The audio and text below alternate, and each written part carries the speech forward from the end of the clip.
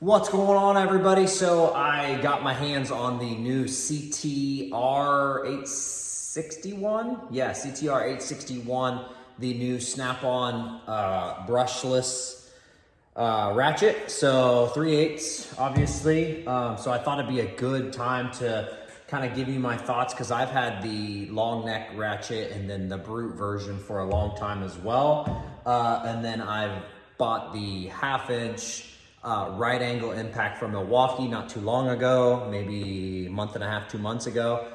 So I've been using it a lot as well.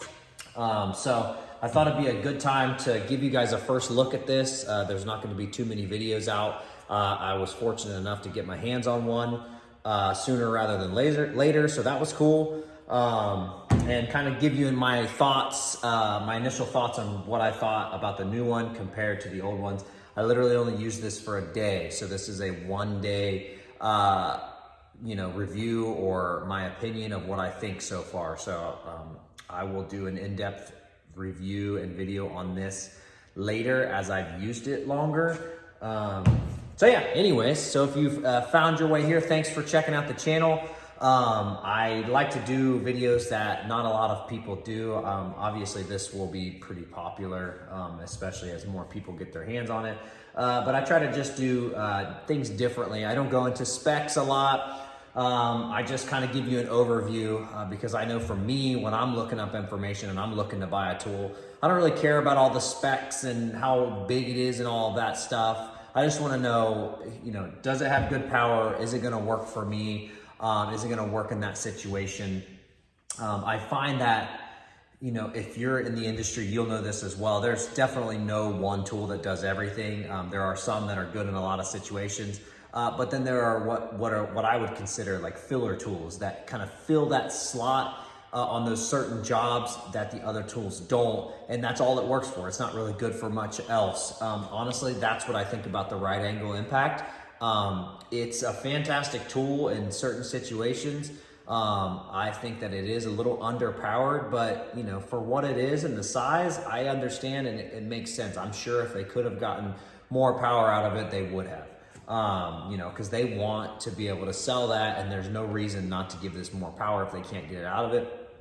So yeah, so my initial thoughts are it definitely is a little bigger around than the other ones, as you'll be able to see. I'm going to try to get you guys a good view. So just the actual base is a little bit larger. I assume there's a reason. So the light probably has something to do with that. It has a full LED ring around it, which is really cool, versus just the single, which honestly, I've always felt like this right here is pointless. It does not do much. Rarely does it ever work for me. So the ring, I'm hoping, is gonna work a lot better. So far, I've noticed it, but I haven't been in a lot of situations where I've need quite a bit of light. It's definitely got more power, not a ton more than the brute. I forget how much the brute has. I think these are 60 foot-pounds. You'll have to check for sure, because like I said, I don't pay attention too much. I just saw this and told my snap-on dealer, hey, I want it. Let's see, it doesn't say on here either. So doesn't seem any faster. It is faster than the brute for sure. It might be a little bit faster than the standard one. I don't actually have the standard short version. I found myself mostly always grabbing for the long neck, so I actually sold my short version a long time ago. I do have the other standard version of the 3/8 as well. You might be asking yourself why I have both. Honestly, it's so I don't have to switch sockets and stuff and go reach and grab back and forth. I can put one on one side if I'm doing a brake job, another on another side if I'm doing stuff like that or whatever. I don't have to swap. Over time you start to realize that you spend a lot of time looking and searching for things versus if you just have duplicates, it saves you a lot of time. That's just the way I think. I think a little differently when it comes to that stuff. So far I do really like it. I actually like the trigger. It's a little bit different. It's got like a little curve to it. It feels really good. It squeezes real nice. Even though it is a little bit bigger, it doesn't feel funny to me. Even compared to the old one. I don't mind it. This is a little bit more defined as well. So a little bit more grip on there, which is nice. Honestly, I think the biggest difference, obviously, is going to be the power and the LED light. And then obviously the fact that it's brushless. I have not had too many issues with the 14.4 stuff. I know when it first came out, they had all sorts of issues with it. I know as time has gone on, they've gotten better. Some people have had terrible experience with it. Some people have had fantastic experience with it. I am not believe it or not, a fanboy. I do like my Snap-on tools, but obviously I like other brands. This is a Mac tool cart. I've got Matco tools, Mac tools, Cornwell tools, Snap-on, Milwaukee. I've even got some Harbor Freight stuff. Honestly, I hate all that stuff and all the arguing and stuff. A long time ago, I used to get into all that stuff, and as time has progressed, I've realized, hey, we're all doing the same job. We're all looking to do the same thing. We're trying to get a job done, and we just want the tools that work for us. So who cares what brand it is? As long as it works for you and you like it, it's all that matters. If you have a ton of problems with it, then you might not buy that tool much anymore. I had all sorts of issues with the 18-volt Milwaukee stuff, so I don't buy it because I personally had all sorts of issues with their impacts, and I sent them in multiple times and had to get them warranted and blah, blah, blah. So yeah, they've all got their issues. Full disclosure, this one, the brew, I bought and had to send it in twice as soon as I bought it and just something was not right about it. My dealer sent it in, got it back, it was the same, sent it in again, got it back, and it definitely was a lot better. So I don't know if they switched it out, if they figured out what was wrong with it on the second time, I don't know.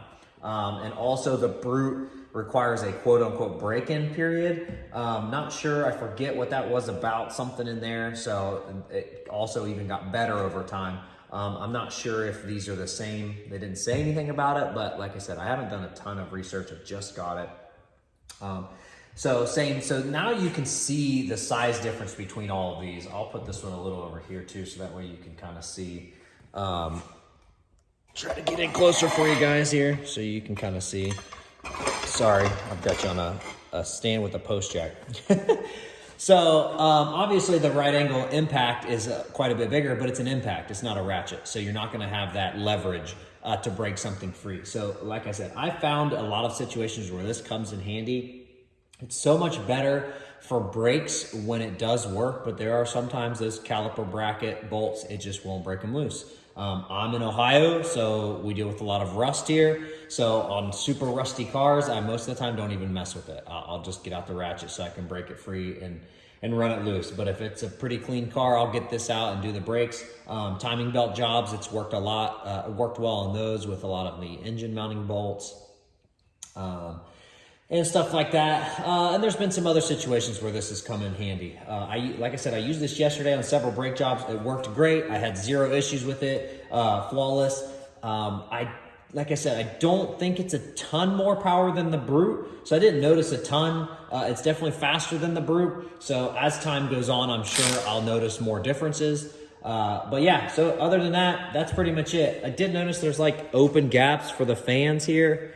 I don't think that's going to be an issue. I would assume that they would know that there's only one, I guess. I assume that they got that there for cooling features or whatever, and then it's got the vents here too. So other than that, yeah, that's it, guys. So if you have any questions down in the comments, just go ahead and throw them down there. I'll answer them the best I can. Sorry, I'll move you back. If you like the video, give it a thumbs up. It helps the algorithms, as I'm sure you've heard 1,000 times if you've watched any other videos. So yeah, like I said, if you have any questions specific to any one of these, I have no problems answering them. Obviously, there's going to be differences between an impact and a ratchet. How To Automotive did a great video comparing the Milwaukee ratchet to the right angle impact. It just explains, because he had several people ask which one should they buy. Honestly, both if you can. If you're going to buy one or the other, I honestly think you should buy a ratchet first, because if it won't break it free, you have the leverage to crack it free in that way. So anyways, awesome guys. Thanks. Appreciate it. Appreciate you watching the videos. Appreciate the comments. I appreciate the thumbs up. I will do another video following up a little bit more in depth on this. So take it easy. Have a great one. Thanks.